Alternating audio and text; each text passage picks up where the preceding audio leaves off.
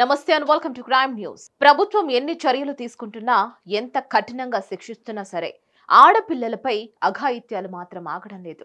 ఎక్కడో ఓ చోట ప్రతినిత్యం ఆడపిల్లలు అత్యాచారాలకు గురవుతూనే ఉన్నారు. చివరికి అంధ బాలికను కూడా వదలకుండా దారుణానికి పాల్పడ్డాడు ఓ దుర్మార్గుడు. హైదరాబాద్ మలకపేటలోని ప్రభుత్వ అంధ బాలికల వసతి గృహంలో 8 ఏళ్ల బాలిక చదువుకుంటోంది. అయితే అదే హాస్టల్లో బాత్రూంలు శుభ్రం చేసి 24 ఏళ్ల నరేష్ అనే యువకుడు 8 ఏళ్ల బాలికపై అత్యాచారానికి పాల్పడ్డాడు. తీవ్ర రక్తస్రావంతో బాలిక అస్వస్థతకు గురైంది. బాలికకు రక్తస్రావం జరిగినట్లు కేర్ టేకర్ గుర్తించి తల్లిదండ్రులకు సమాచారం ఇచ్చారు. వెంటనే వారు వసతి గృహానికి వచ్చి నిలదీసినా నిర్వాహకులు ఏమీ చెప్పలేదు. కూతురే తన పట్ల జరిగిన ఘోరాన్ని చెప్పడంతో అత్యాచారం జరిగినట్లు అనుమానించి తమ చిన్నారి పట్ల జరిగిన ఘోరంపై వారు కన్నీరు పెడుతూ పోలీస్ స్టేషన్ మెట్లెక్కారు.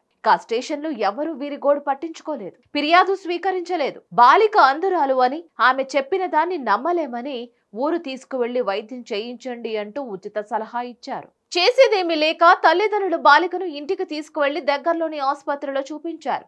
ఎంతకీ రక్తస్రావం ఆగకపోవడంతో హైదరాబాద్ నిలోఫర్ ఆసుపత్రికి తరలించారు. అక్కడ బాలికను పరీక్షించిన వైద్యులు చిన్నారిపై అత్యాచారం జరిగిందని తల్లిదండ్రులకు చెప్పి మలక్పేట పోలీసులకు సమాచారం ఇచ్చారు.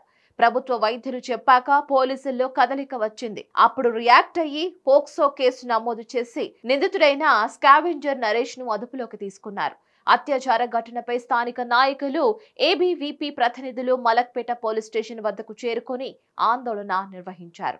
మరిన్ని క్రైమ్ అప్డేట్స్ కోసం stay tune to hit TV. Hit TV app ని డౌన్లోడ్ చేసుకోండి. ఇందులో short news, live news, entertainment movies అన్ని అవైలబుల్ గా ఉన్నాయి. Please download Hit TV app. Hit TV app hit TV app ని ఫ్రీగా డౌన్లోడ్ చేసుకోండి.